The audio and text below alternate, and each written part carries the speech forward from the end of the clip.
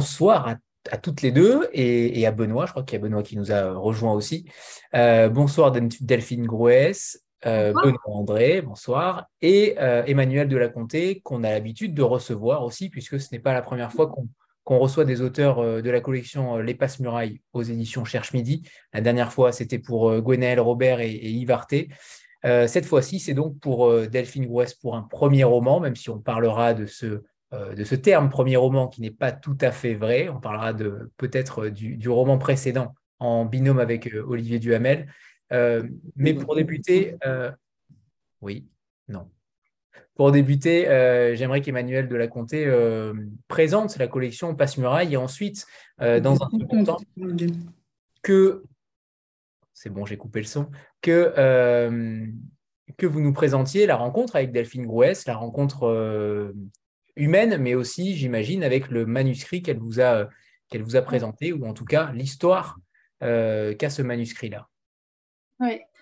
Alors merci déjà beaucoup pour l'invitation. Effectivement, la collection des Passe-Murailles, maintenant, elle a peut-être pas tout à fait une dizaine d'années, mais elle est plus tout, c'est plus un enfant, on va dire. Et c'est une collection dans laquelle j'ai envie d'avoir. Bon, déjà, ce sont des textes qui reflètent forcément mes goûts personnels, que j'espère être partagés par le plus grand nombre. Mais disons que ce ne sont pas des romans qui s'approchent de l'autofiction en général. Ce sont des romans. Je cherche des romans où on a à chaque fois vraiment l'impression d'entrer dans un univers. Et l'expression est un peu convenue, mais j'en trouve pas de meilleure. Et vraiment de faire un voyage. Et alors évidemment, ça a été plus que le cas avec le texte de Delphine dont on va parler ce soir, puisque ça se déroule au Chili, au pied de la cordillère. Mais disons que il y a ce critère-là, et puis j'aime bien aussi l'idée que quand on ouvre un des livres des Passe-Murailles, au plaisir s'ajoute une petite, l'idée qu'on va apprendre quelque chose. On va découvrir un pays, parfois on découvre des auteurs, parce que j'ai publié des portraits, par exemple des portraits de La Bruyère. Il y a eu aussi une espèce de petit roman-théâtre qui était autour de Saint-Simon. Donc, on peut découvrir des artistes. Yves Arté, par exemple, c'était sur le Gréco. On peut aussi découvrir voilà, des cultures. Et puis simplement découvrir à travers les personnages. Bon, évidemment, vous allez me dire comme dans tout texte, mais une psychologie, une vision du monde. Voilà. Mais l'idée qu'on apprend quelque chose, qu'on en sort enrichi. Et puis enfin, moi, j'aime le style, j'aime avoir une écriture qui est une voix. Donc, les auteurs qui sont dans les Passe-Murailles ont en général vraiment une très belle écriture. Et là encore, c'est le cas d'Encordillera. Pour vous raconter un peu la rencontre, avec Delphine. C'est un texte qui m'est parvenu par une amie commune qui est éditrice et auteure, qui est Caroline Laurent, que peut-être certains des auditeurs ce soir connaissent. Elle m'a confié ce texte. C'était vraiment un cadeau, c'était une surprise, un cadeau, puisqu'elle travaille comme agent éditrice extérieure. Et ça m'arrive assez rarement et j'adore ce type d'impression, mais j'ai lu même, j'ai envie de dire les premières lignes, même pas les premières pages, les premières lignes, et tout de suite, j'ai vu qu'il y avait un très grand talent, une très belle langue, teintée de poésie, ce qui est aussi en général quelque chose que moi je recherche, qui me touche. Et là, c'est un texte voilà, qui est empreint de sensibilité, de poésie. Il y a une grande maîtrise, voilà, plus le sujet. Il y a vraiment tout, quoi. C'est-à-dire que quand il y a comme ça une écriture très maîtrisée et en même temps du souffle et des personnages qui nous emportent, et que demande le peuple? Alors, en effet, que demande le peuple? Mais qu'est-ce qui vous a convaincu au final, puisque c'est considéré comme un premier roman, mais vous me direz, hein, Delphine, si je me trompe, mais vous aviez donc déjà écrit un premier roman avec Olivier Duhamel chez Stock. Comment on passe justement de cette dichotomie entre une écriture à quatre mains, il me semble que c'était une écriture à quatre mains, vous nous en direz sûrement davantage, à une écriture à deux mains, en tout cas à une main? Très bien. Effectivement, en fait, j'avais écrit un livre. Alors, c'est autre chose. C'est pas un roman en tant que tel, parce que c'est pas de la fiction. C'était pas de l'imaginaire. On a raconté une histoire vraie, sans changer les noms, sans changer les faits, de deux révolutionnaires chiliens que nous connaissions et qui habitent Paris. Donc, c'était à quatre mains. Donc, c'était ce qui était simple dans cette écriture-là, c'était qu'on suivait une chronologie des vies réelles et des faits réels. Donc c'est pour ça que cela pouvait être écrit à plusieurs voix. Le roman Cordillera, c'est complètement différent. Parce que justement, la liberté du style est absolument entière. Et donc c'est pour cela, et on pourra en reparler, j'ai pu me plonger dans une passion aussi qui est celle de la poésie, avec une prose teintée de cette influence poétique. Et puis parce que on pouvait s'envoler dans les imaginaires, dans la fiction, inventer des personnages, les incarner et surtout les ancrer dans cette cordillère que j'aime tant et presque personnifier la cordillère qui est comme un personnage dans le roman. Et ma première expérience d'écriture, ma toute première en fait, c'est une pièce de théâtre que j'avais écrite également sur le Chili. Et puis, mais bien évidemment, l'écriture m'accompagne depuis que je suis enfant, que ce soit d'ailleurs l'écriture narrative ou l'écriture plus musicale. Alors, je rebondis sur l'élément théâtral, puisque c'était une de mes questions, puisque la narration du roman est assez théâtrale. On a l'impression qu'il y a quasiment des didascalies sur certaines phrases. Et en effet, quand on vous lit et qu'ensuite on sait que vous avez créé une pièce de théâtre, forcément, Lueur de l'ombre, hein, on le rappelle, Oui. Qui était sur les silences mémoriels.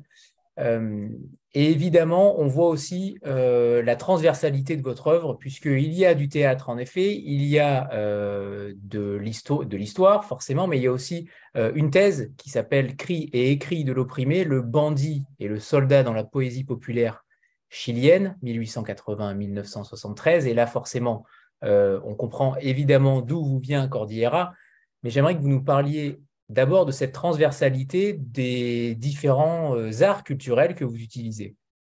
Oui, effectivement, cela nourrit en fait l'écriture. Je pense que le point commun, c'est le fait de vouloir exprimer quelque chose, le transmettre.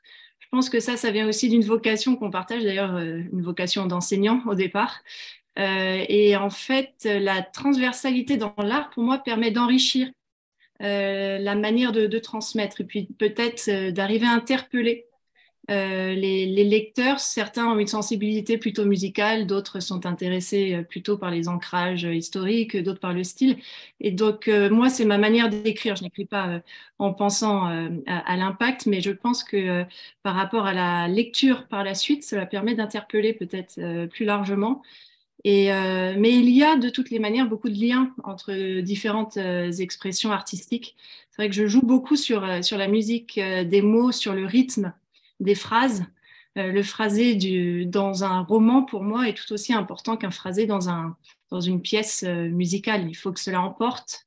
Et parfois, c'est le phrasé, le rythme, la sonorité des mots qui va mieux passer un sens que la définition même d'un mot qu'on aurait bien choisi. Donc souvent, il faut aussi faire confiance à ça. C'est le côté un peu sensibilité, sensation, perception qui permet de transmettre ce qu'on souhaite transmettre en termes d'émotion, qui permet d'accompagner des personnages qui, dans Cordillera, en fait, se transforment, puisque en fait, on suit une famille tout au long de plusieurs années. En fait, c'est quasiment 30 ans. Dans le roman, avec parfois quelques sauts dans le temps. Et donc, c'est pour deux petits garçons, par exemple, qui sont des personnages au départ, qui sont des enfants, c'est quasiment le roman initiatique.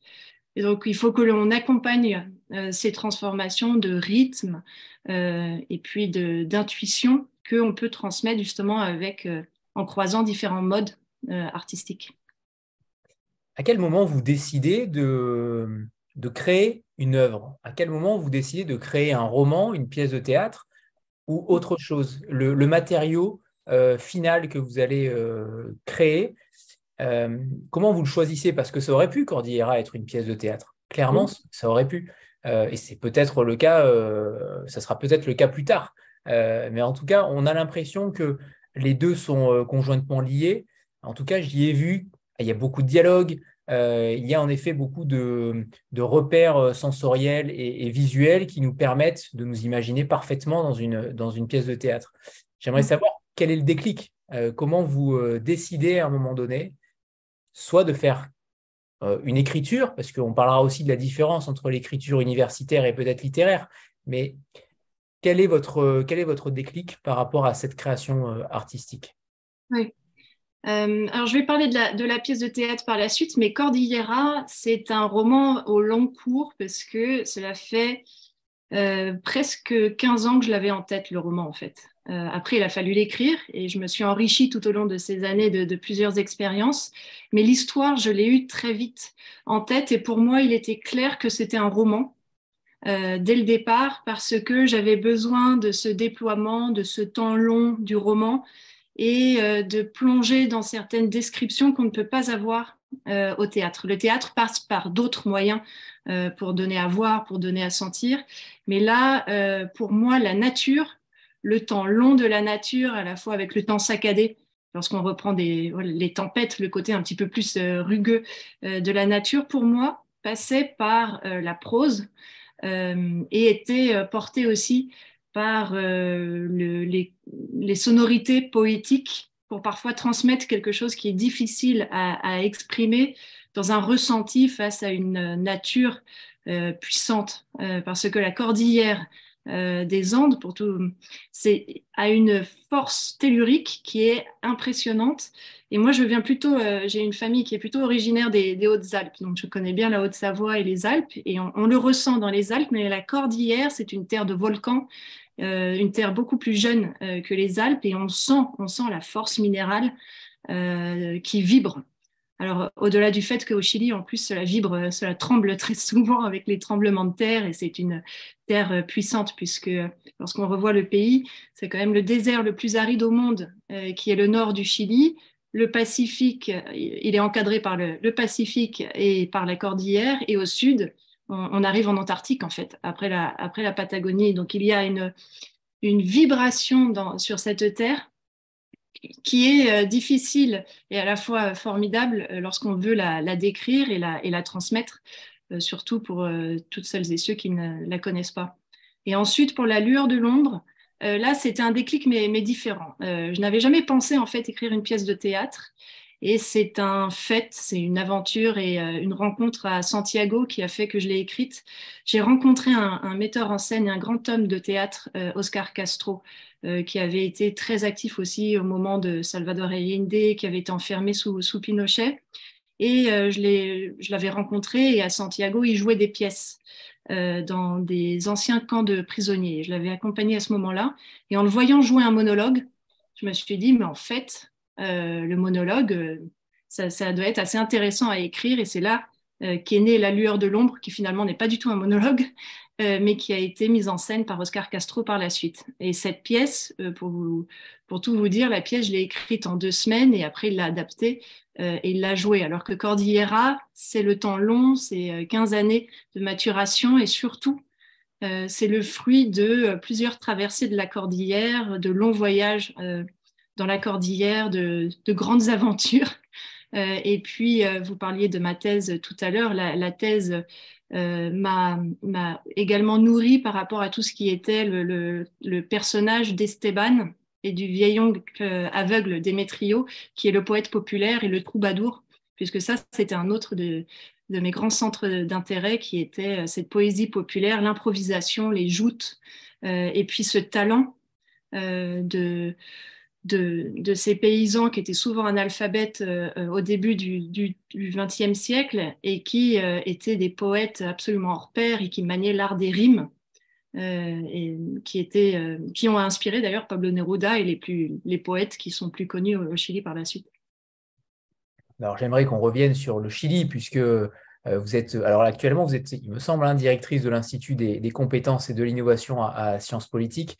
Mais comment on tombe en pamoison devant un pays comme le Chili? Est-ce que c'est par la littérature? Est-ce que c'est par tout simplement la vie familiale, la vie privée, peu importe, mais quel est l'angle d'amour pour le Chili? Puisqu'il est noté que vous arpentez la cordillère des Andes à cheval chaque année et que vous vous aventurez seul dans les lieux les plus sauvages. Alors forcément, ça nous intrigue. Et on s'intéresse à cet amour pour ce pays si lointain de la France et en même temps avec des passerelles, j'imagine, qui sont assez évidentes. Oui. Alors, la passion, tout d'abord, pour tout ce qui était latino-américain, vient depuis mon enfance, peut-être parce qu'un arrière-grand-père était parti au Mexique au début du XXe siècle, même s'il est revenu, donc il y avait peut-être des histoires familiales aussi qui m'avaient bercée pendant l'enfance. Mais depuis petite, je réagissais à la musique hispanique. Donc ça a été un intérêt que j'ai pu développer pendant mon enfance et ensuite j'ai choisi d'étudier. J'ai fait des études sur l'Amérique latine en Angleterre parce qu'au départ je me dirigeais vers une profession, plutôt je voulais être professeur des écoles et il me fallait une licence, donc j'avais choisi les études latino-américaines pour développer tout ça. Et le Chili, en fait, et c'est pour ça que je donne ce même cours chaque fois à mes étudiants chaque année, c'est la découverte par une professeure à Londres qui donnait un cours sur la culture, les arts et le lien avec la protestation et les mouvements politiques dans le cône sud et notamment le Chili. Et il y a eu une classe où elle nous a fait écouter des chants protestataires des années 60 et 70. Et là, j'ai été complètement interpellée. Donc là, j'ai été appelée en fait par la musique d'abord, parce que c'était une chanson, il y avait les rythmes du folklore chilien, mais également parce que ces textes étaient tous très poétiques. Donc il y avait la poésie aussi du texte qui est absolument sublime. Il y a plusieurs compositeurs et auteurs qui ont écrit des vraies œuvres d'art. Et donc par la suite, j'ai souhaité poursuivre mes études, c'est pour ça qu'ensuite j'ai fait un doctorat, parce que c'était le Chili qui m'y entraînait, parce que je voulais continuer à travailler sur ces sujets-là. Et la première fois que je suis allée au Chili, c'était pour suivre justement cette génération de chanteurs protestataires de la nouvelle chanson chilienne qui s'était épanouie dans les années 60 et 70, puis en exil, notamment en France. Et je les ai suivis pour une tournée. Ils m'ont invité à faire une tournée avec eux au Chili. C'est comme ça que j'ai découvert le Chili pour la première fois. Et ensuite, pour mes recherches, j'alternais mon temps entre les archives nationales pour retrouver les feuilles volantes, comme ce que nous, on avait en France d'ailleurs dans les siècles précédents. Donc les feuilles volantes des troubadours pour retrouver les légendes, les folklores, les contes populaires. J'alternais mon temps entre les archives et la découverte des campagnes pour retrouver les plus anciens et qui nous livrent aussi, qui partagent à l'oral cette tradition qui vient depuis l'âge médiéval espagnol d'ailleurs. Et évidemment, dès que j'ai mis un pied dans la cordillère, là, ça a vibré de nouveau.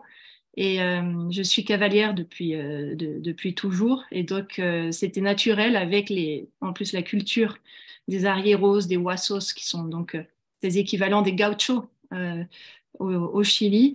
J'ai commencé à monter dans la cordillère à cheval avec des mules, accompagnée d'abord, et puis ensuite, assez rapidement, avec un ami gaucho. Et parfois, on se séparait, donc je pouvais aller en solitaire pendant quelques jours dans la cordillère pour la traverser.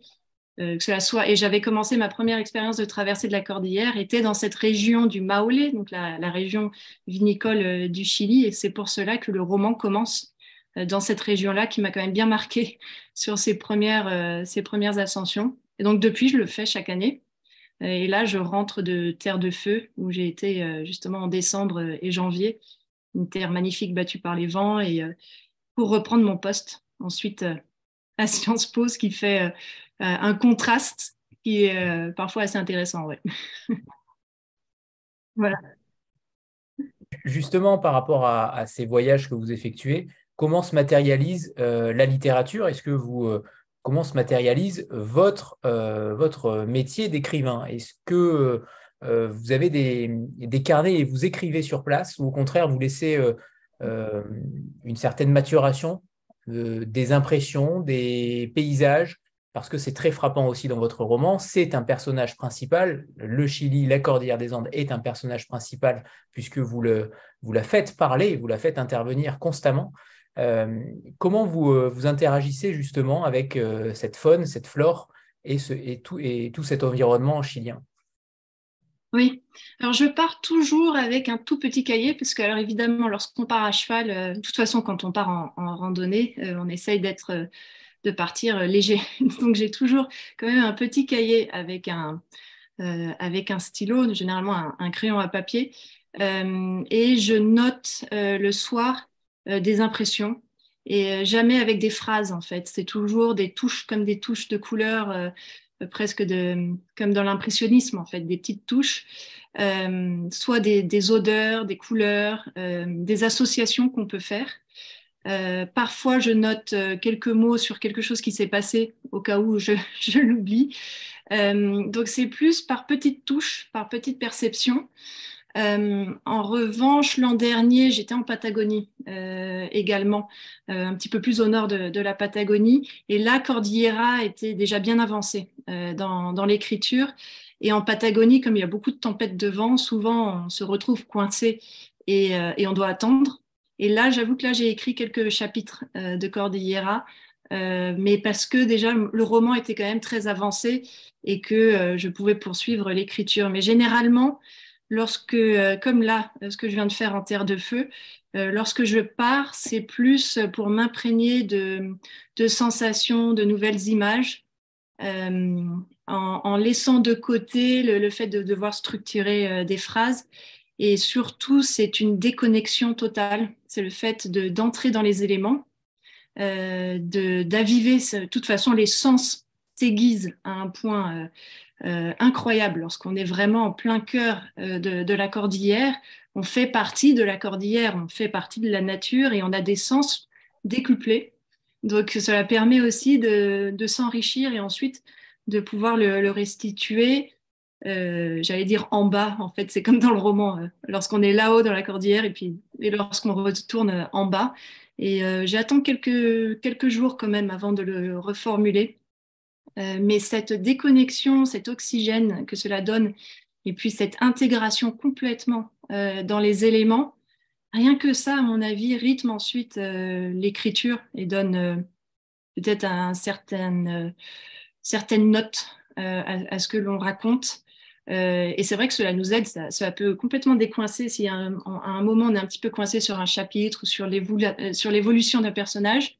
Le fait de sortir, d'arpenter les sentiers, de planter sa tente, de pêcher le saumon, c'est souvent là où il y a un déclic et le personnage qui se révèle ou qui naît, comme dans le roman, par exemple. Je ne veux pas trop dévoiler du roman parce que plusieurs, peut-être, vous ne l'avez pas lu, je ne veux pas tout gâcher, mais il y a des personnages qui naissent d'un seul coup et qui viennent alors on ne pensait même pas à eux.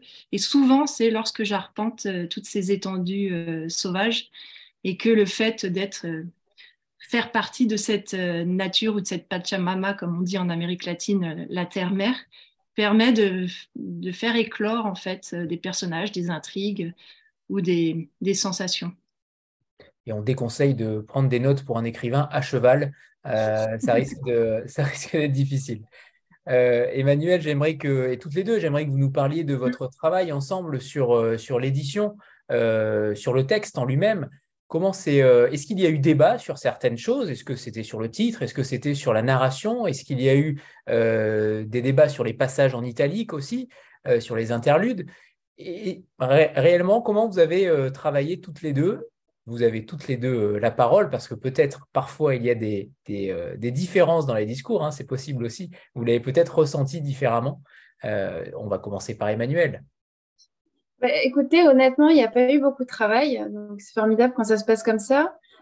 C'était plutôt des coupes, parce qu'effectivement, vous parliez des passages en italique, et moi, je les aime beaucoup dans le texte parce que c'est des passages c'est les passages les plus poétiques, les plus lyriques, et je trouve que on ressent comme dans le lyrisme, c'est le principe du souffle. Et je trouve qu'un roman qui parle de la cordillère, on sent le vent, on sent le souffle. C'est vraiment le mot qui me vient à propos de ce livre, c'est le souffle que je mettrais aussi avec l'idée de liberté. J'ai vraiment ressenti la liberté, sans doute que Delphine éprouve quand elle part à cheval comme ça dans la cordillère. Et ces passages en italique qui rythment le texte font ressentir ce souffle. Mais c'est vrai que je trouvais que par moment, on était tellement emporté par la narration, par ce qui arrivait au personnage, que ces coupures, parfois, c'était un peu trop, c'était un peu frustrant, et donc je lui en ai fait enlever quelques-uns. Alors peut-être que ça a été douloureux pour elle, ça je ne me rends pas compte.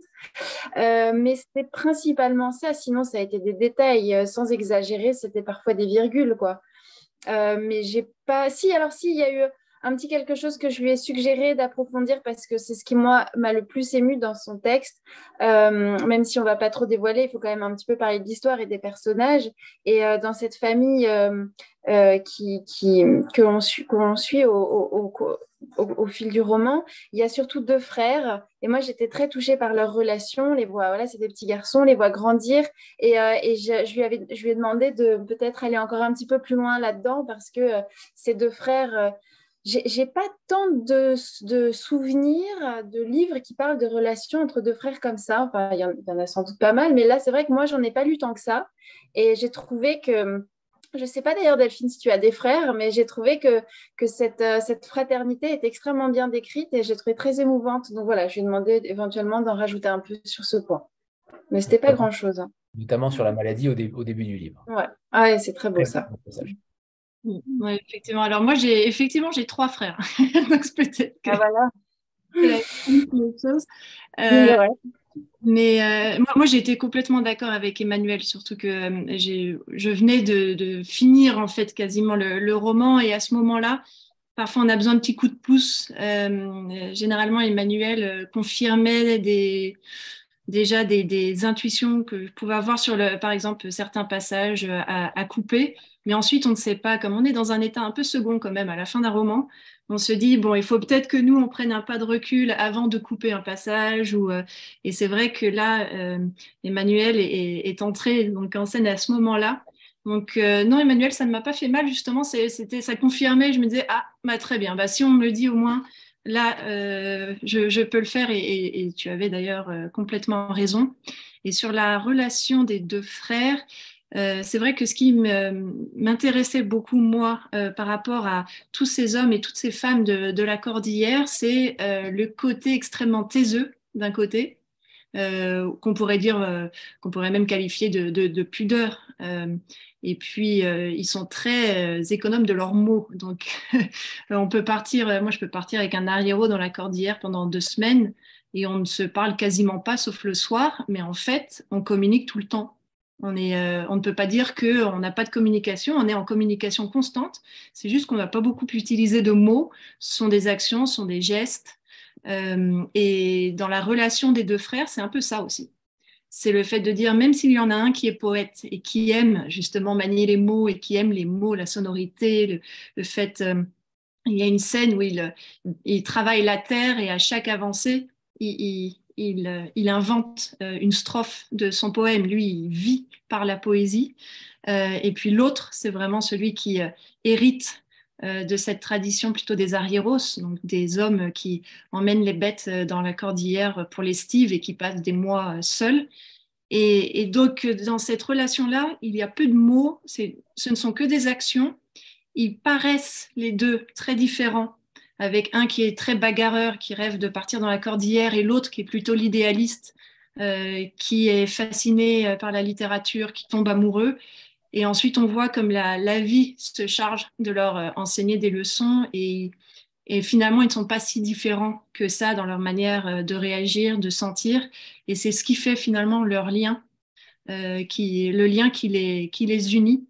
Donc ça, c'est ce que j'ai essayé de transmettre effectivement dans le roman avec cette relation des deux frères. Mais finalement, tout ce qui est relation entre tous les personnages est un peu fondé sur cette logique-là.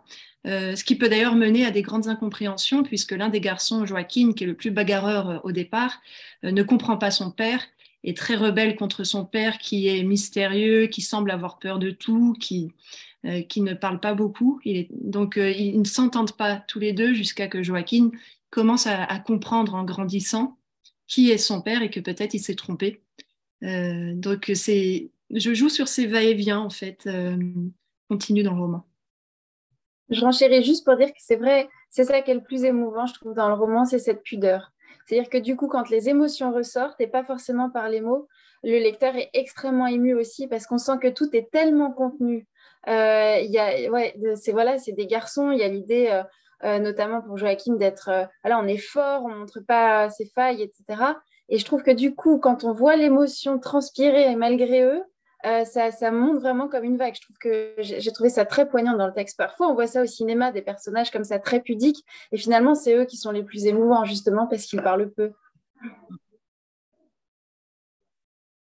est retenu, les émotions sont retenues aussi. Ce sont des personnages, vous l'avez dit, taiseux, mais en même temps touchants, oui, c'est évident. Mais j'aimerais qu'on parle aussi de votre matériau principal. Vous avez fait une thèse par rapport à cette période-là, notamment au début du XXe siècle, euh, mais ça n'en fait pas un roman. Comment vous avez pu transformer, et je le sais aussi puisque j'ai fait une thèse et jamais je n'aurais pu en faire un roman, et je sais à quel point les mots sont totalement différents, les formulations le sont aussi. La littérature académique, la littérature universitaire est différente de celle qui est romanesque. Comment vous avez pu transformer, alors je ne dis pas que votre roman est la copie conforme de votre thèse, hein, non, non, hein, mais transformer le matériau initial de recherches historiques qui ont été poussées et arriver à en faire quelque chose de romanesque, surtout une fresque familiale qui s'étend sur plusieurs années. C'est loin d'être évident et je trouve que vous l'avez fait habilement fait. Vous l'avez fait habilement fait, ça c'est pas très français. Projet Voltaire va me gronder. Vous l'avez habilement fait et j'aimerais avoir votre avis là-dessus, justement sur cette transformation d'universitaire à littéraire. Oui, alors c'est vrai que les styles sont quand même radicalement différents, mais l'ambition est différente aussi finalement. Le but est vraiment différent de celui d'un roman qui emporte, qui doit faire voyager, qui doit. Ce que je trouve formidable avec la littérature, c'est que chaque lecteur va avoir une lecture différente et le roman en fait se renouvelle avec chacune des lectures qu'il va avoir. Alors moi, le sujet de ma thèse et ces connaissances-là se sont retranscrites en fait peut-être dans les personnages.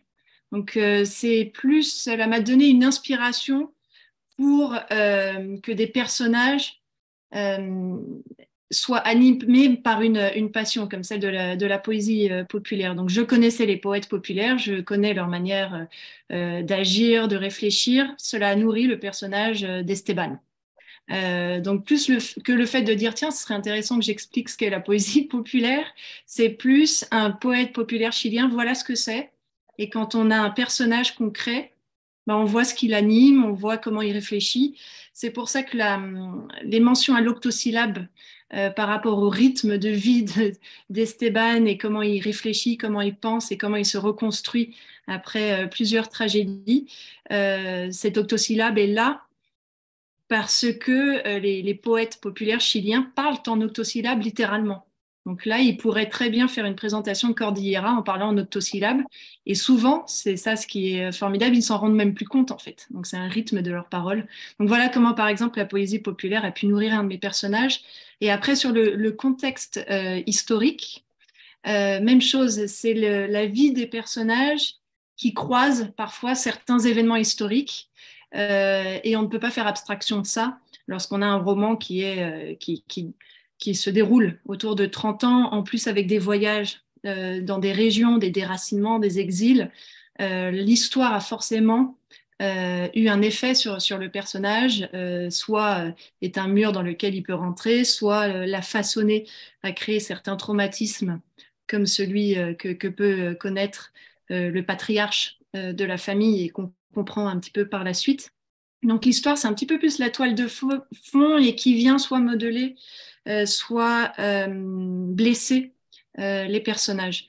Et en termes, moi, d'équilibre d'écriture, c'est vrai qu'après plusieurs années d'écriture académique, même si je n'avais jamais arrêté d'écrire moi à côté, j'ai écrit beaucoup de nouvelles, évidemment qu'on n'a pas publié, mais j'écrivais toujours à côté de la poésie ou de la prose parce que j'avais besoin de cette échappée, justement, de cette liberté qu'on n'a pas forcément dans l'académique. J'avais besoin de laisser libre cours à une autre manière de parler, une autre manière de sentir et de voir les choses, mais qui peut être complémentaire. Hein. D'ailleurs, j'utilise beaucoup la littérature dans mon enseignement pour expliquer l'histoire, par exemple.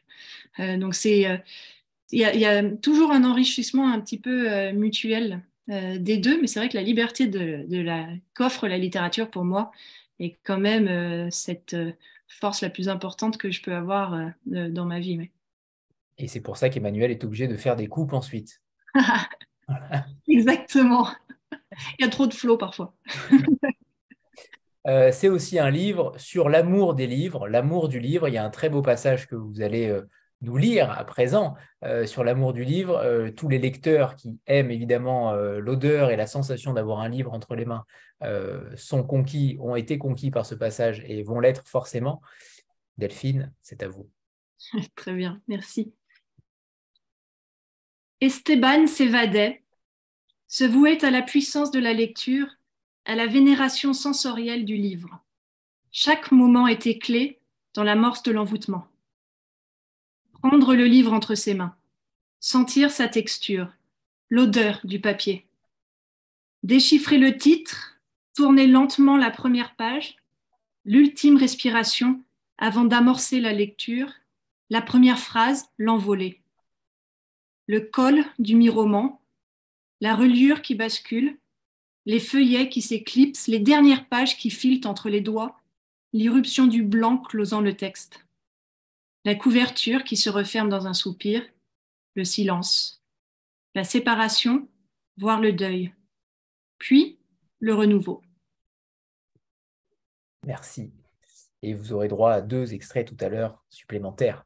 Alors, il n'y avait pas de passé simple dans cet extrait-là, mais il est extrêmement présent ce temps et il est très peu utilisé en littérature contemporaine.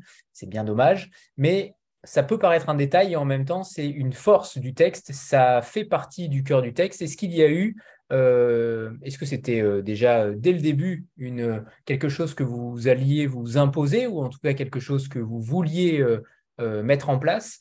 Mais cet usage-là, il est, j'imagine, pas anodin. Peut-être qu'il l'est, mais ça m'étonnerait. J'aimerais que vous nous en disiez davantage sur cet usage-là. Est-ce que Emmanuel a pu avoir peut-être des réticences par rapport à ce temps-là? On sait que dans certains romans, les éditeurs changent le temps de la narration. Mais cet usage-là, à mon sens, c'est aussi une force du roman, parce que déjà, on ne le voit pas souvent.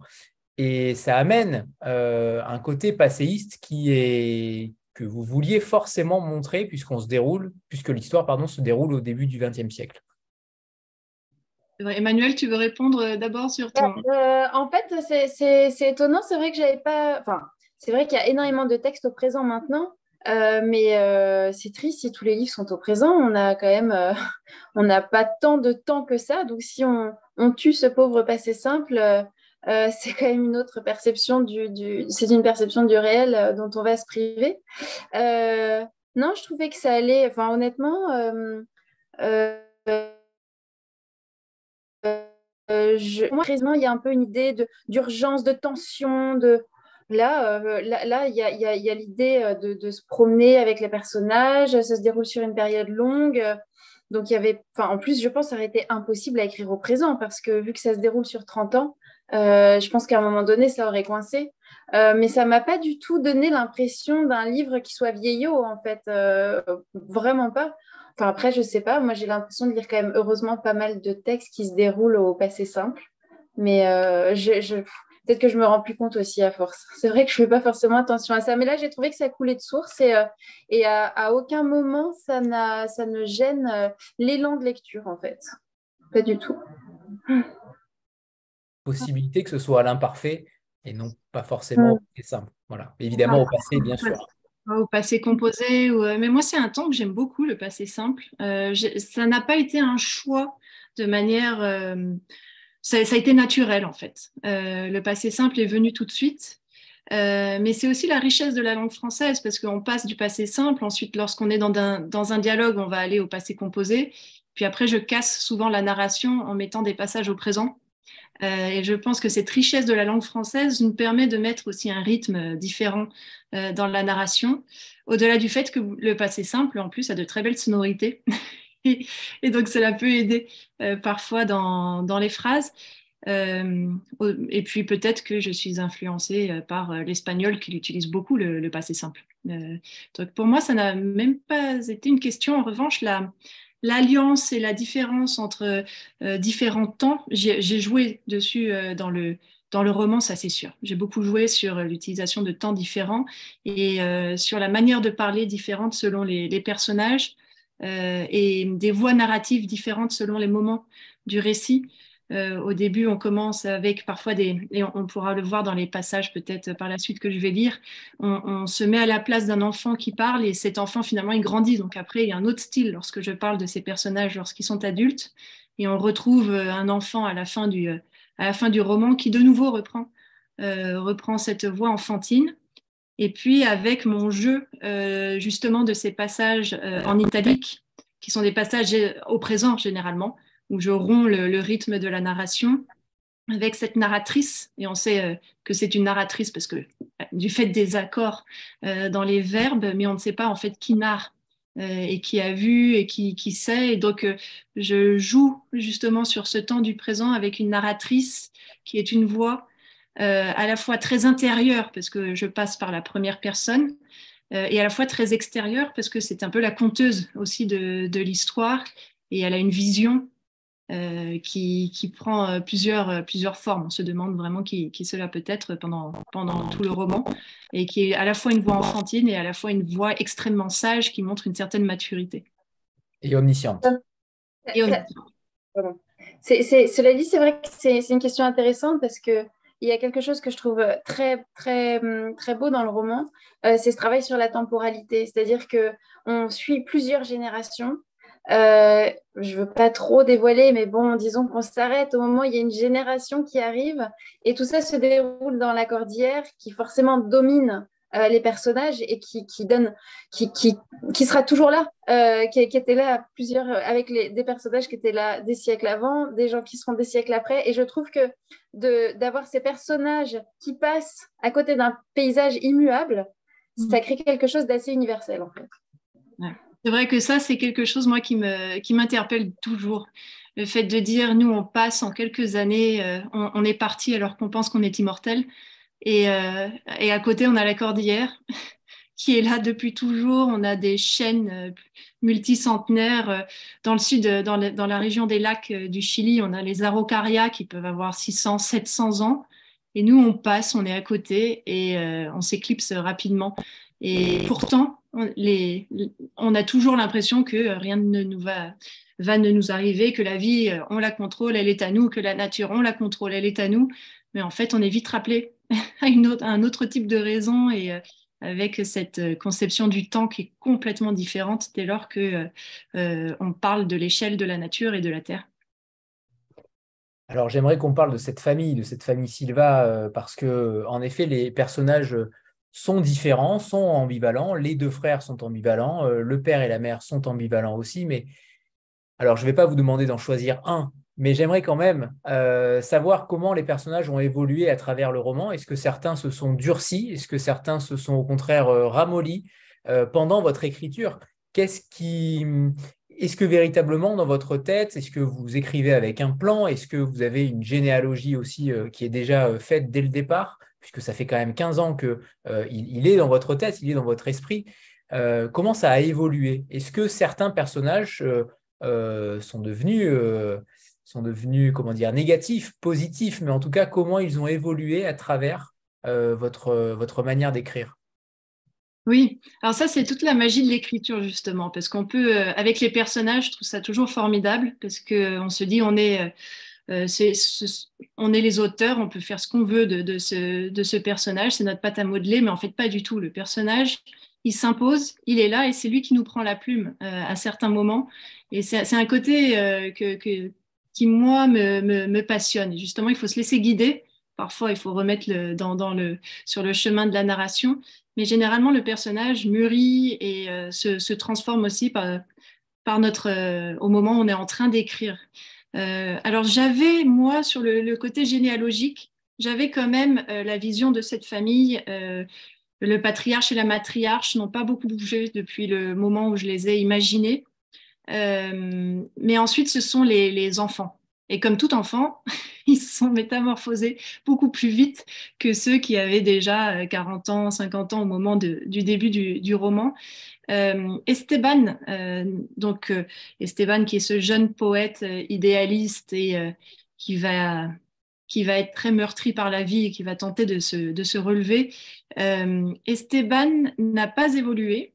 Pas énormément, c'est pas énormément transformé. Celui qui s'est le plus transformé, c'est Joaquin, par rapport à mon idée originale. Et ensuite, il y en a qui sont nés. Et heureusement qu'ils sont nés, parce que je ne sais pas ce que je ferais sans eux aujourd'hui, qui sont devenus des personnages importants et qui m'ont accompagnée pour terminer le roman. Joaquin était au départ plus secondaire. Et en fait, c'est finalement avec Esteban, ils sont sur le même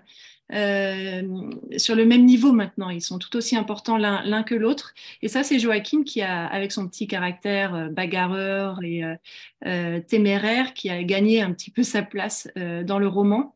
Au départ, c'était plus la relation d'Esteban avec lui, c'était un petit peu l'antithèse qui m'intéressait. Et puis ensuite, il a pris son envol. Donc, il est devenu un personnage beaucoup plus important dans le roman. Et toutes les scènes, il y avait plusieurs scènes de Joaquin que j'ai écrites dès le départ d'ailleurs. Et ensuite, le roman m'a amené vers ces scènes plus vers la fin du roman par rapport à Joaquin. Le fait que je sache comment le personnage allait terminer et comment il allait se transformer dans le roman m'ont aidé au moment où je le développais de plus en plus dans les premières pages du roman. Et sur la période, parce que le début du XXe siècle, le Chili a une histoire assez foisonnante, c'est le moins qu'on puisse dire. Ce choix de période-là, est-ce que c'était justement en rapport avec ce que vous aviez pu étudier historiquement ou parce que votre précédent livre avec Olivier Duhamel se passait à l'époque de Pinochet, donc vous avez pu écrire sur les deux périodes. Est-ce qu'il y en a une qui vous happe particulièrement et pourquoi ce choix-là, justement, du début du XXe siècle? Ça, je pense qu'au-delà de mon intérêt pour cette époque-là, et qui était vraiment l'époque aussi où les poètes populaires étaient importants, où ces traditions avaient encore lieu, donc la culture populaire était très forte en ce début de XXe siècle, je pense que c'est peut-être le personnage du patriarche Cecilio qui m'a fait ancrer le roman à ce moment-là, parce que Cecilio, on l'apprend très vite, donc je peux vous le dévoiler tout de suite, mais Cecilio a vécu une guerre. Et la guerre au Chili, si je voulais qu'il la vive à 16, 17 ans, d'un seul coup, évidemment, me faisait commencer le roman à la fin du 19e, début du 20e siècle. Et donc, c'est Cecilio qui a fait que le roman commence à ce moment-là. Et évidemment, par la suite, de toute façon, ce qui était intéressant, c'est que c'est le début d'un siècle très actif sur le plan des transformations au Chili, avec les mines de salpêtre qui étaient développées dans le nord, avec ce changement de paradigme entre le patron et l'ouvrier, en fait, puisque le roman commence dans une hacienda, donc dans un système très paternaliste du patron de l'hacienda, qui a des péons qui l'emploient. Et c'est vrai que dans le nord, avec les mines, là, c'est plutôt le système germinal. Donc, le patron, les propriétaires des mines, les ouvriers ne les voient jamais, les mineurs ne les voient jamais. Donc, je trouvais ça intéressant de montrer aussi ce changement, le moment où ces relations changent. Mais même chose, ça, on le vit à travers ce que vivent les personnages qui sont amenés à se confronter à ce type d'environnement.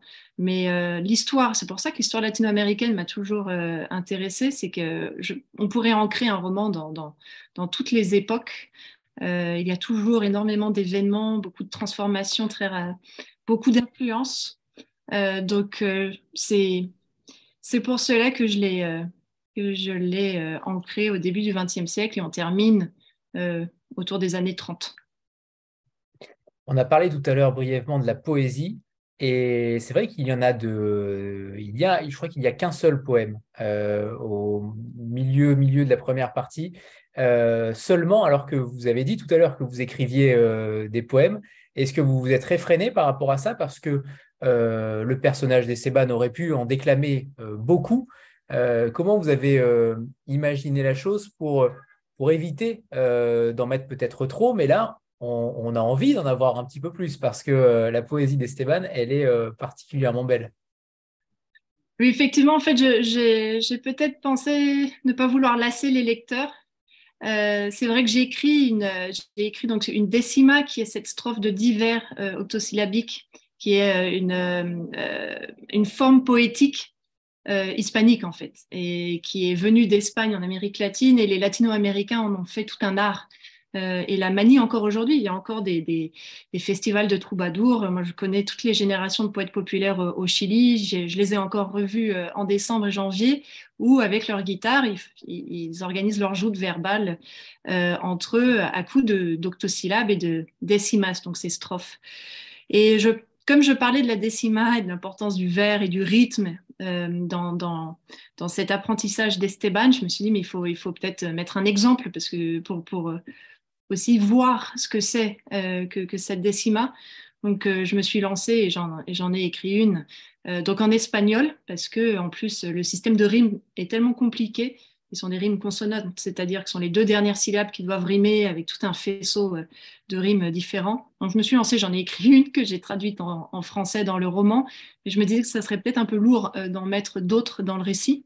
Même si évidemment c'est toujours bien tentant. Donc le côté poète d'Esteban, c'est plus aussi, après, ça passe plus dans sa manière de voir le monde et de subir le monde que dans des strophes que j'aurais écrites. Mais je pensais que c'était nécessaire quand même d'en mettre une. Ouais. Alors, j'aimerais que, ayant un amour inconditionnel pour Roberto Bolaño, que je cite sûrement à chaque rencontre, si vous deviez conseiller un ou plusieurs auteurs chiliens, certains peut-être qui vous ont marqué, qui vous ont, pas forcément des poètes, mais évidemment ça peut être des poètes, mais quels sont les auteurs chiliens qui vous ont interpellé, qui vous ont marqué plus que d'autres en tout cas? Est-ce qu'il y a vraiment chez vous aussi une appétence pour cette littérature-là, au-delà de la poésie du début du XXe? Oui. Oh, énormément. En fait, ils ont des générations d'auteurs absolument incroyables. Au Chili, comme en Amérique latine, et là, on ne doit pas aller bien loin pour aller chercher les Garcia Marquez et toutes ces générations et ces auteurs absolument sublimes. Au Chili, il y a un auteur qui est peu connu. Alors, Bolaño, je vous rejoins complètement. Donc ça, un inconditionnel de Bolaño. Mais un auteur qui est peu connu en France, un auteur chilien qui s'appelle José Donoso. Je vois que Marilyn est connectée depuis la librairie française de Santiago. Donc, José Donoso, qui est un écrivain chilien qui avait un style qui était très novateur au moment où il écrivait, donc au milieu du siècle. Et il m'a toujours fasciné parce qu'il a cette plume latino-américaine, mais un style très, très à lui. Et puis ensuite, on a toutes les générations plus récentes d'auteurs. Et évidemment, nous qui sommes en France, je connaissais d'ailleurs très bien Luis Sepúlveda, mais lui aussi, il a marqué quelque chose au Chili lorsqu'il a publié le roman qu'il lisait le vieux qui lisait des romans d'amour. Et puis ensuite, il y a la poésie, mais de ceux qu'on connaît moins. Alors, Gabriela Mistral, que j'ai mis en Inkimpit d'ailleurs, qui est toujours digne d'être lue et redécouverte. Et puis ensuite, Pablo de Roca, qui a eu le malheur de vivre en même temps que Pablo Neruda et qui est moins connu, mais qui a une très belle plume. Très bien, très bien. On note, on prend des notes. Sandra, c'est à toi. Bonsoir tout le monde, bonsoir Delphine, bonsoir Emmanuel. Alors moi, je n'ai pas lu votre roman encore, Delphine. J'aime voyager, mais je n'ai jamais été très attirée par le monde hispanique. Faut pas m'en vouloir. Mais bon, voilà, je suis prête à tout. Mais j'aimerais savoir comment vous pourriez me convaincre en fait de découvrir votre roman. J'ai entendu beaucoup de choses ce soir qui pourraient éventuellement m'attirer, mais c'est vrai que en fait, j'ai besoin de, je sais pas, que vous me disiez un peu comment je peux être attirée en fait par lui encore davantage. Une sorte de speed dating en réalité. On va voir ce que ça donne au bout de 15 secondes pour essayer de convaincre. Alors, déjà, si vous avez une peur justement de devoir vous lancer dans ce monde latino-américain que vous connaissez moins ou qui vous a moins attiré, il y a aussi ça, il y a le pouvoir de cette littérature où on est sur des thèmes universels. Donc oui, c'est basé en Amérique latine. Oui, les personnages sont empreints de cette culture, mais finalement, c'est une histoire, une fresque familiale, c'est une histoire de destin brisé, c'est une histoire d'idéaux, d'espoir, de retour, c'est une histoire d'amour. Je pense que dans le côté découverte, plus que le fait de dire que la découverte serait l'Amérique latine, c'est plus un plongeon, c'est le plongeon dans une nature toute puissante en fait, qui va faire peut-être cette différence avec d'autres ouvrages où vous avez peut-être plus l'habitude de lire. Donc il faut faire confiance, il faut y aller, fermer les yeux et se laisser emporter et après vous direz ah c'était l'Amérique latine. Est-ce que vous pourriez nous lire un deuxième extrait, Delphine, pour donner envie à Sandra, bien sûr? Très bien. Alors, pour donner envie à Sandra, bah justement, je vais en choisir un qui justement reprend peut-être ce paysage là de Patagonie en l'occurrence, mais où vous voyez qu'en fait, c'est le jeune garçon Joaquin qui rêve de cette contrée-là dont il a entendu parler par ce grand-oncle voyageur. Et c'est peut-être cette comparaison entre comme il voit la nature et comme il voit ces chevaux sauvages dont on va parler, et ce que cela reflète de son propre caractère à lui, de sa propre rébellion et de comment il est en train de se transformer. Donc c'est peut-être celui-là, Sandra, il est pour vous, comme extrait. Libre, voilà ce que souhaitait être Joaquin. Non un paysan attaché par la patte à un patron et toutes sortes d'angoisses. Libre, comme les baguales, ces chevaux sauvages patagons dont avait parlé l'oncle Démétrio avant que père le laisse emmener Esteban pendant si longtemps, il y a si longtemps. L'aveugle avait raconté qu'il arrivait du Grand Sud, là où il fait si froid que les glaciers flottent sur les lacs, que les nuages s'enroulent et que le vent tourne et tourne encore, que si on ouvre les bras, on peut s'envoler, que l'herbe est jaune, grise, verte, qu'elle danse en tornade, qu'elle chante, que les galets chantent aussi, qu'ils glissent et tonnent dans les vagues, que les glaciers sont azur, qu'ils ressemblent à des falaises de verre, à des bras de cristal qui embrassent la mer, dit le poète. C'était là que des chevaux avaient fui les enclos et rejoint les combes battues par les rafales. Ils surplombaient les lacs, ils traversaient les rivières déchaînées, ils se serraient les uns contre les autres dans les tempêtes. Ils ne se cachaient pas, non, ils étaient fiers. Veillaient sur eux les gigantesques pics de granit des Torres del Paine, dont les doigts anthracites se tendaient vers le ciel, comme s'ils voulaient le déchirer. Ils étaient libres, libres de vivre dans l'immensité comme ils l'entendaient. Aucune frontière, ils ne subissaient les peurs de personne. Ils se défendaient du puma et du froid, non de minables bipèdes et du cloisonnement de murs. Personne ne pourrait leur passer une corde autour du cou. Les encercler, les condamner, c'était les hommes. Merci Delphine. C'est l'heure de la photo de groupe. C'est toujours l'heure de la photo de groupe à 20h. Voilà, préparez-vous.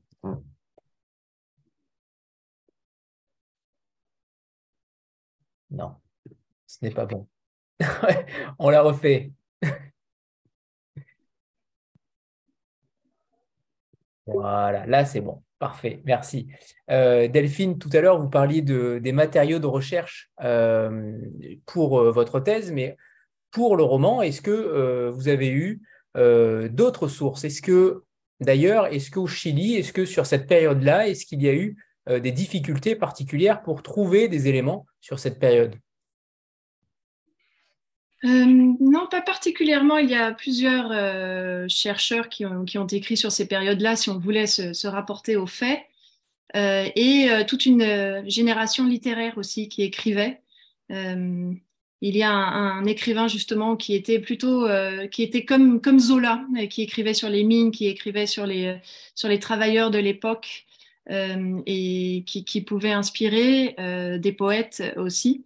Donc, il fallait sentir, je pense que je l'ai senti, bon, au-delà des lectures, qu'elles soient académiques et surtout littéraires, je l'ai surtout senti dans l'héritage en fait de ces générations aux générations actuelles. Parce que la tradition orale se transmet de famille en famille, de génération en génération. Et les anciens d'aujourd'hui au Chili racontent encore ce que leur disaient les parents qui avaient vécu au début du XXe siècle. Donc j'ai eu tout un imaginaire bercé par ces anecdotes, par ces histoires, par les légendes. Et c'est de tout cela que je me suis nourrie.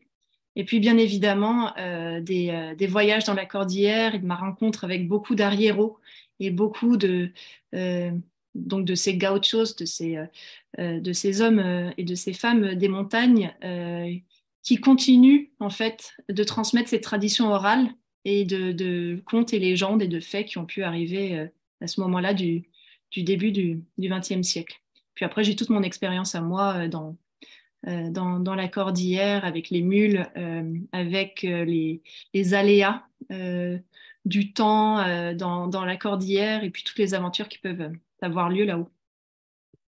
Alors justement, par rapport à la réception au Chili, est-ce que les Chiliens sont déçus que ce soit une Française qui écrive sur leur propre pays et sur leur propre histoire? Est-ce que le livre a déjà été... j'imagine que vous avez des amis français aussi peut-être là-bas, et Marilyn, la libraire, je crois que c'est la libraire Le Comptoir, la librairie française qui est présente ce soir. Est-ce que... comment a été reçu le livre? Est-ce que vous avez déjà eu des retours de Chiliens qui lisent le français évidemment et qui vous ont dit en effet c'est notre histoire aussi, c'est peut-être l'histoire de l'ancienne génération. Comment il a été perçu là-bas? Est-ce qu'il est possible aussi qu'il soit traduit en espagnol? Ça, ce sera peut-être pour plus tard. Mais justement, j'aimerais bien avoir votre ressenti par rapport à la réception du livre au Chili. Oui.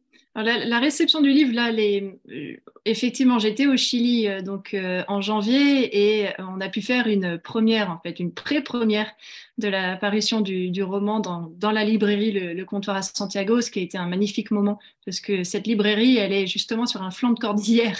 Donc, on avait la cordillère qui nous regardait au moment où on lisait les premiers extraits de Cordillera en public.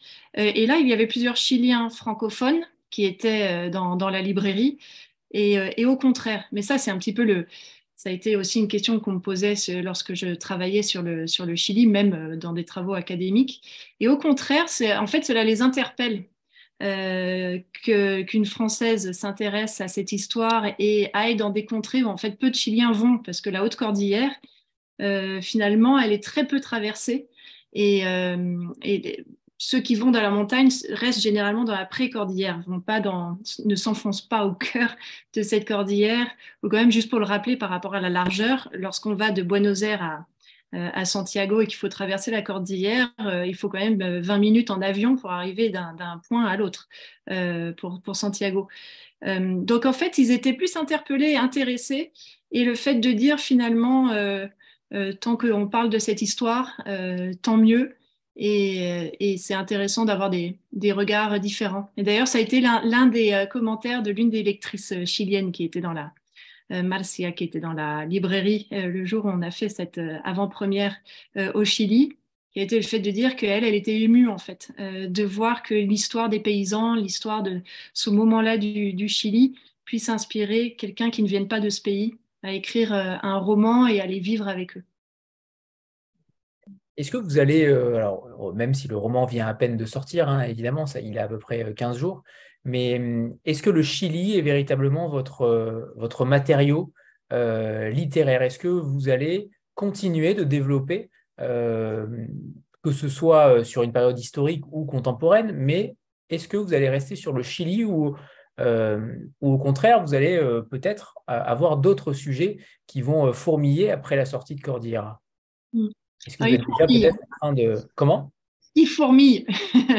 Donc, effectivement, il y a plusieurs sujets moi, que je pourrais reprendre. C'est vrai que le Chili, ça a été plutôt le fait que cela me fasse vibrer à ce point-là où je me disais, on va transmettre ça dans un roman. C'était un sujet qui me portait, qui m'inspirait. Donc, c'était naturel. Peut-être que je vais suivre, en fait, c'est plus que le Chili, je pense que ce sont les personnages maintenant qui m'ont lié un petit peu à cette histoire-là. J'ai quelques idées d'un roman qui suit, mais plus que le Chili, je pense qu'il y a un côté force de la nature, force de personnages en conflit. C'est plutôt ce côté-là qui risque de m'inspirer pour ceux qui viennent, mais toujours avec des grands espaces. Il y a le côté déploiement de personnages qui est ce qui me porte le plus en fait.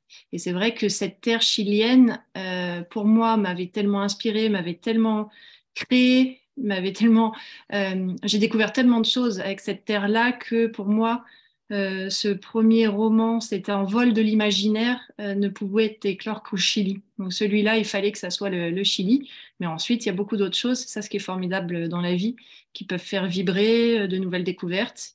Et puis, toujours des nouvelles surprises qui peuvent faire jaillir un nouveau roman. J'aimerais qu'on revienne aussi sur Démétrio, parce qu'il est important, ce personnage-là. Et je le cite, quand je parcours le pays, je vois les mineurs qui toussent du charbon, je vois les assiettes pleines de ceux qui ont trop, et je vois la peur de ceux qui ne savent pas s'ils auront de quoi manger le lendemain. C'est des phrases extrêmement puissantes, une fois de plus, mais ce personnage-là, j'imagine qu'il ne sort pas de nulle part. J'ai du mal à imaginer qu'on puisse créer un personnage aussi charismatique sans avoir quelque chose, sans avoir un matériau, un élément. Mais peut-être me trompe. C'est vrai, Démétrio est un mélange de poètes populaires, des troubadours que j'ai pu rencontrer. Alors, sur cette phrase que vous venez de lire, justement, je jouais beaucoup sur le fait qu'il voit, je vois les mineurs qui toussent du charbon, parce que ce poète est aveugle.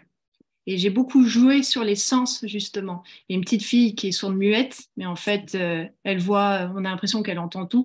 L'aveugle, justement, dit à Esteban qu'il forme à la poésie populaire, et il dit, mais nous, les aveugles, finalement, comme on sent plus que vous, on voit beaucoup plus que ce que vous ne pouvez voir. Et donc, c'est aussi cet apprentissage et le fait de ne pas mettre les personnages dans des cases. Souvent, c'est l'aveugle qui va être le plus perspicace et qui verra plus que celui qui a la vue, parce qu'il a laissé les sens beaucoup parler pour lui et voir pour lui. Donc, Démétrio, oui, c'est un mélange de plusieurs troubadours que j'ai pu rencontrer, et effectivement, il y avait une grande figure qui nous a laissé il y a quelques années d'un poète populaire qui s'appelait Santos Rubio au Chili, qui était aveugle. Donc, pour moi, Démétrio lui ressemble. Et puis, cette rébellion, cette protestation faisait partie intégrante du discours des troubadours aussi du XXe siècle, qui étaient les premiers à porter la voix de la protestation, pas parce qu'ils étaient particulièrement révolutionnaires eux-mêmes, mais c'est parce que pour eux, ils devaient être la voix de ceux qui ne pouvaient pas s'exprimer. Et ils partaient dans les campagnes, et ils parcouraient le Chili et donc s'imprégnaient de cette réalité que vivaient les Chiliens, le peuple chilien à ce moment-là. Donc, je suis ravie que Démétrio vous ait plu, parce qu'on ne le voit pas longtemps et pourtant il est décisif. Et pour moi, il symbolise l'ensemble des troubadours et de cette culture-là. Et ils se parlent avec Esteban en octosyllabes, c'est leur langage. Et ça, c'est toujours intéressant. Vous avez testé aussi le dialogue en octosyllabes ou pas? Oui. Oui. Alors moi, on me l'avait toujours dit la première fois que j'y suis allée. Ils m'ont dit, tu verras, les plus anciens des poètes parlent en octosyllabes et ils ne s'en rendent même plus compte. Et je pensais toujours que c'était un peu un mythe jusqu'à que le premier qui m'accueille me parlait en octosyllabes. Ils ne savent pas faire autrement, c'est le rythme de la phrase, c'est comme ça. Ils sont bercés par ce rythme-là. Donc c'est d'eux que je me suis inspirée. Et puis, alors moi, je ne parlais pas en octosyllabes, mais j'ai écrit pas mal de décimas, et à un moment, j'ai essayé d'improviser, ce qui est très, très difficile. En fait, je me suis vite arrêtée parce que l'improvisation est quand même très compliquée. Mais l'écriture en octosyllabes, quand j'écris en espagnol, j'écris bercé par cette tradition de l'octosyllabe, effectivement. Vous disiez à l'instant que vous écriviez en espagnol aussi. Ça veut dire que vous n'avez pas besoin potentiellement d'un traducteur ou d'une traductrice pour que le livre circule plus facilement au Chili. Je pourrais le traduire. En revanche, je n'en ai pas envie du tout. Je préférais relire une traduction. Et je pense qu'on a plusieurs Chiliens qui pourraient très très bien traduire le texte, et je préférais qu'ils qu'ils le prennent, qu'ils le modèlent, qu'ils le travaillent, et ensuite moi le relire plutôt que de le traduire, parce que je pense, et ça c'est toujours propre aux écrivains qui peuvent écrire en différentes langues, lorsqu'on voit Nancy Houston qui peut écrire en français, en anglais par exemple, moi je pense que si je devais traduire Cordillera, ce serait comme une réécriture en fait, donc je préfère ne pas me lancer là-dedans. Très bien. Il y a une phrase sur la poésie qui m'a marqué aussi, c'est celle-ci: la vraie poésie naît des fissures. Est-ce que c'est quelque chose qui vous façonne aussi? Est-ce que la poésie que vous faites naît obligatoirement de fissures? Est-ce qu'elle est à l'origine de certaines causes négatives? Alors, c'est vrai que ça, c'est une phrase que dit le poète Démétrio à Esteban. Donc ça, c'est plus le personnage qui parle que moi. En revanche, oui, j'y crois, je crois beaucoup à ça. Je pense que ce sont les fissures, et ça, il parle à un jeune qui va bientôt se confronter aux tragédies de la vie. Donc c'est un petit peu une annonce et qui va faire écho ensuite à Esteban qui va essayer de se reconstruire plus tard dans le roman. Donc pour moi, j'ai laissé quand même, si vous relisez le roman en sachant comment cela va se terminer, je laisse quelques indices, et c'est vrai que Démétrio lui donne des armes pour se relever et pour comprendre aussi. Et le fait de dire, si tu es poète, il y a des fissures, donc fais attention aussi à ces fissures. Donc je crois à ça, mais je crois plutôt à l'interstice. Je pense que la poésie naît alors on pourrait dire des fissures, des crevasses, mais c'est aussi de fines lignes qui font des liens entre des choses.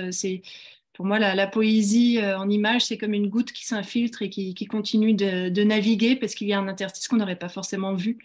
Et je pense que les bons poètes, généralement, ou tous ceux qui arrivent à écrire avec de la force et de la sensibilité, généralement, il y a eu des drames aussi qui ont pu jalonner leurs existences, et ils écrivent un petit peu de là, et ça sort de là.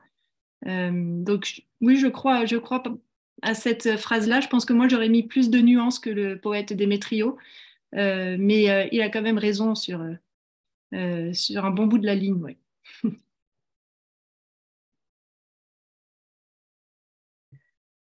Oui, c'est ce qui est beau dans la littérature, c'est que on peut vouloir, on pense que c'est nous qui donnons la parole aux personnages, ce qui est vrai dans plusieurs fois des cas, mais après, parfois ils disent des choses où on n'est pas d'accord. Mais ça fait partie du personnage en fait. Et ça, leur source est plutôt dans ce qu'on observe autour de nous, puisqu'il y a des personnes autour de nous qui peuvent penser comme ça, ou que de ce qu'on pense nous réellement. J'aimerais que vous nous parliez des termes espagnols que vous insérez dans le roman, et notamment de ce qu'ils contiennent. Ça me rappelle forcément aussi le livre de Yves Arté, où c'était aussi le cas. Et c'est appréciable de ne pas mettre de lexique. Pour le coup, là, vous faites le travail directement au cœur du texte en nous expliquant ce que sont les arrieros, ce que sont les baguales, parce que c'est aussi, Emmanuel le disait tout à l'heure, sur le fait d'apprendre quelque chose. Pour beaucoup de Français, j'imagine, totalement étrangers à cette culture-là, on apprend aussi des termes et des éléments de la culture chilienne. Oui. Ça a été une de mes interrogations, et justement, je pense qu'on en avait parlé avec Emmanuel aussi. Je préférais vérifier avec elle. Mais pour moi, c'est que arriero, par exemple, une traduction en français serait un muletier. Mais un muletier pour la culture française n'a rien à voir avec un arriero, en fait.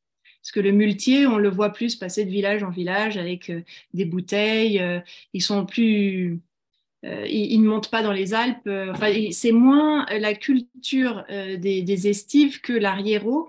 Arriero, en plus, il y a plusieurs personnes qui peuvent comprendre l'espagnol et qui liront en français. Rien que la racine du mot arrear, c'est le fait de rassembler un troupeau. Donc, rien que la racine du mot veut dire autre chose qu'un muletier, qui est un petit peu plus restrictif. Donc, j'ai préféré, pour aussi qu'on comprenne bien les personnages, le grand-oncle qui est le patriarche de cette génération d'arrieros, Evaristo, pour moi, n'est pas un muletier, c'est quelque chose d'autre.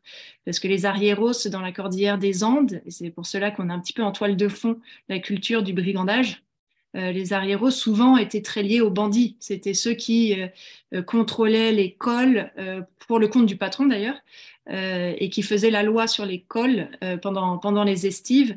Et c'était des héros très positifs, mais après, c'était quand même, il y avait tout l'héritage de la culture des bandits dans la cordillère qu'ils convoyaient avec eux.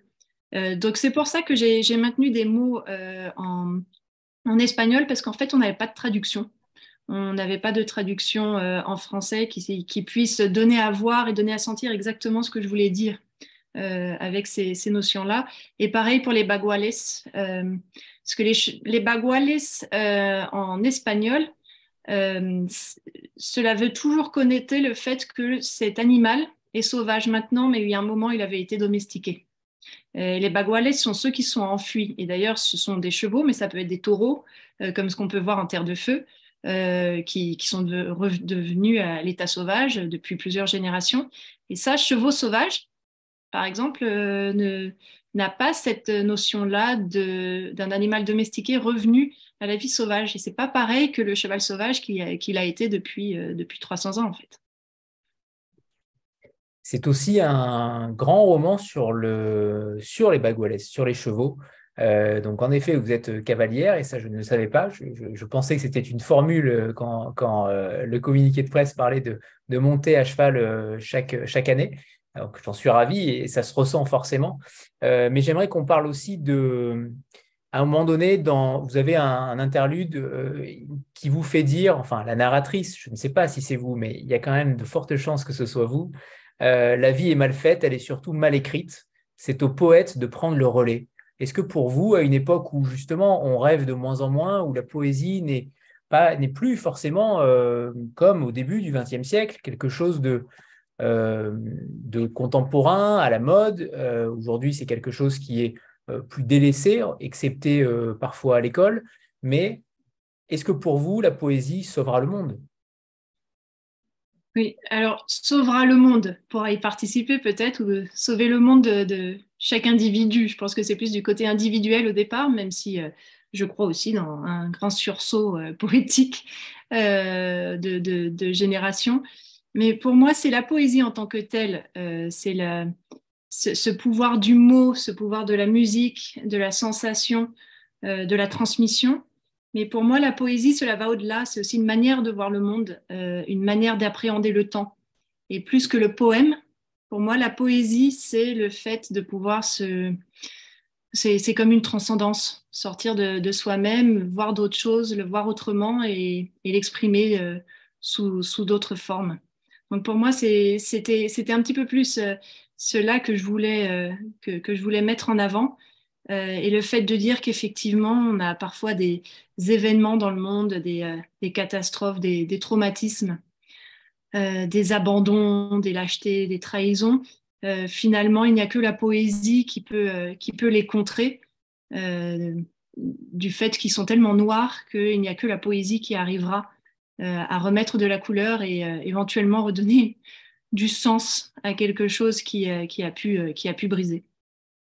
En parlant de couleurs, celles de la couverture de Maxime Sudol sont magnifiques. J'aimerais qu'on en parle parce qu'elle est particulièrement réussie. Peut-être qu'Emmanuel aussi peut intervenir sur cette couverture-là parce qu'elle fait penser à un peuple Innu, par exemple, dans les communautés autochtones. Ça m'a fait beaucoup penser à ça. Mais elle vient d'où cette couverture? Est-ce que vous l'avez vous avez travaillé ensemble sur ce que vous désiriez? Comment ça s'est passé avec cette couverture-là? C'est vraiment une idée de la graphiste Justine Dupré qui avait découvert le travail de cet artiste et qui a eu une très bonne intuition et qui s'est dit tout de suite que ça pourrait très bien coller avec l'histoire et l'univers du livre. Et c'est vrai que quand elle m'a montré son travail, ça m'a paru évident. Je crois qu'à Delphine aussi. Et ça rend vraiment compte du côté foisonnant du livre, de l'entremêlement entre les personnages et les paysages avec les animaux, aussi de l'attachement très fort qui lie les personnages entre eux. Du coup, le fait qu'ils se superposent, ça a du sens. Et puis aussi les couleurs enfin, je suis jamais allée au Chili pour ma part, mais je crois que Delphine aimait bien ces couleurs ocre voilà, qu'apparemment. Oui. Il y a beaucoup de terre battue. Il y a un chapitre qui commence par de pourpre et d'ocre pour parler justement de la terre. Et moi, vraiment, j'ai été bluffée lorsque Maxime nous a proposé cette couverture parce que moi, j'ai tout de suite adhéré au style. J'ai trouvé ça formidable comment il avait retranscrit le roman dans cette couverture. Et toujours, on parlait de pudeur dans la relation entre les personnages. Et là aussi, ce sont des petites touches entre les couleurs, les motifs, les superpositions, un petit peu un côté de gravure. Et puis il a été très à l'écoute aussi des premières envies. Par exemple, on parlait d'un condor, il a mis le condor.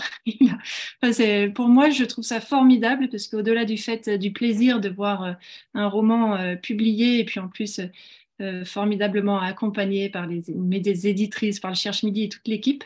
Ensuite, voir qu'en plus, on a une couverture qui nous transporte. J'adore regarder cette couverture. Moi, elle m'emporte et elle me ramène dans ma cordillère. Donc, je trouve que c'est un vrai cadeau. En effet. Alors, est-ce que pour terminer cette soirée, on finirait par un extrait, un dernier extrait? Très bien. Dernier extrait. Alors, c'est un extrait à la page 27, hein, donc également, pour ne pas trop dévoiler de l'intrigue, et c'est Esteban qui a quelques années qui parle. Donc, c'est un enfant, et c'est pour cela que je change la voix narrative sur la première grande séparation d'Esteban avec sa famille, et il part avec ses grands-oncles poètes populaires aveugles pour s'échapper d'une épidémie de petite vérole qui décime les enfants du village. Donc, c'est sa première grande séparation, le premier traumatisme. Depuis combien de temps était-il parti? Il ne savait pas le compter. Combien de temps encore? Il n'était qu'un enfant. On lui avait dit de partir, il était parti, tout simplement. Il accompagnait son grand-oncle, lui obéissait. Il s'éloignait chaque jour de plus en plus. Il s'éloignait de tout ce qu'il connaissait, de tous ceux qui le connaissaient. Et Joaquin, que faisait Joaquin? La mère, le père, les cousins. On lui avait mis une main sur les yeux pour qu'il ne les voie plus. Pire, pour qu'il n'en soit pas. N'être pas de quoi, d'ailleurs? De cette douleur qui rongeait ses parents? Raté. Il la partageait depuis la distance, depuis le sol où il dormait recroquevillé, serrant le petit chien de Démétrio contre lui, chaque nuit une couche différente, et le même sanglot. Les mêmes idées fixes. Retrouver le cercle du foyer, mère à gauche, père à droite, Joaquin qui se balance sur le tabouret. L'air qui s'engouffre quand la porte s'ouvre le matin, les premières foulées de liberté en courant vers la forêt avec le petit frère. Peut-être étaient-ils tous malades, peut-être seraient-ils tous morts quand ils rentreraient, s'ils rentraient, peut-être se portaient-ils tous très bien et l'oubliaient. Le coq chante. Enfin, le soleil va se lever, l'angoisse avec lui. Le grand-oncle ne verrait pas ses yeux rougis, mais le saurait. Voyons voir, lui dirait-il comme chaque matin. Le cœur lourd s'allégerait jusqu'à que la nuit tombe de nouveau et lui avec elle. Merci Delphine, merci. Est-ce qu'on pourrait quand même avoir une petite exclusivité sur ce sur quoi vous travaillez en ce moment ou pas? Certainement. Je ne le sais même pas moi-même. Hein. C'était pour ça que je me dis comment je vais dévoiler ça alors qu'Emmanuel, je ne lui en ai pas parlé. Alors, je vais vous dire ce sur quoi Alors, c'est pas ce que je travaille, ce qui m'inspire en ce moment. C'est de nouveau le côté Patagon au Chili. Donc, je suis revenue de 3 années maintenant que j'ai passé 3 séjours d'affilée en Patagonie. Cela m'a inspiré d'autres idées et toujours avec un lien avec aussi une réalité française qui se développe de plus en plus. Voilà, je n'en dis pas plus, mais je suis bercée par tout ça en ce moment et je me nourris de ces différentes réalités-là. Qui suffisait à ma curiosité. Sandra, oui, Sandra, dis-moi. Oui, juste une dernière question ou pas, j'en sais rien, mais par rapport à ce que vous disiez dans votre projet, enfin, j'ai l'impression que vous ne pouvez écrire que dans les grands espaces, en fait. Est-ce que vous pouvez imaginer qu'un jour, vous puissiez, je ne sais pas, raconter une histoire, une intrigue dans une ville, quelque chose de plus refermé? Est-ce que c'est envisageable pour vous ou est-ce que vous avez vraiment besoin de cette respiration pour finalement trouver l'inspiration? Voilà. Je pense que moi, pour trouver l'inspiration et ma respiration, ce sera toujours dans les grands espaces. Mais pour l'écriture, pour un récit, pour une histoire, je pourrais très bien écrire sur un espace clos aussi. Mais je pense que c'est plus cet aller-retour ou l'espace clos qui serait un petit peu enfermant, qui serait le leitmotiv. J'aime bien cet aller-retour encore. Mais je sais que l'écriture sur la nature ou sur, je ne vais pas faire que ça, c'est sûr. J'ai d'autres idées, mais moi, en tant qu'inspiration, c'est sûr, ou respiration, c'est toujours dans les grands espaces que je vais aller l'appuiser, même si c'est pour écrire sur une journée dans un espace clos, par exemple, qui n'est pas le projet du prochain, mais je pourrais très bien écrire sur ces sujets-là aussi, forte de ma connaissance de ce qu'est un grand espace. Voilà. Mais le prochain titre du roman ne sera pas Science Politica. Non, non, ça c'est sûr que non. Non, c'est pas encore en projet, ça, non. Non, pas bien. Il est temps de vous remercier toutes les deux et Benoît, je crois qu'il est encore là. Non, il ne doit plus être là.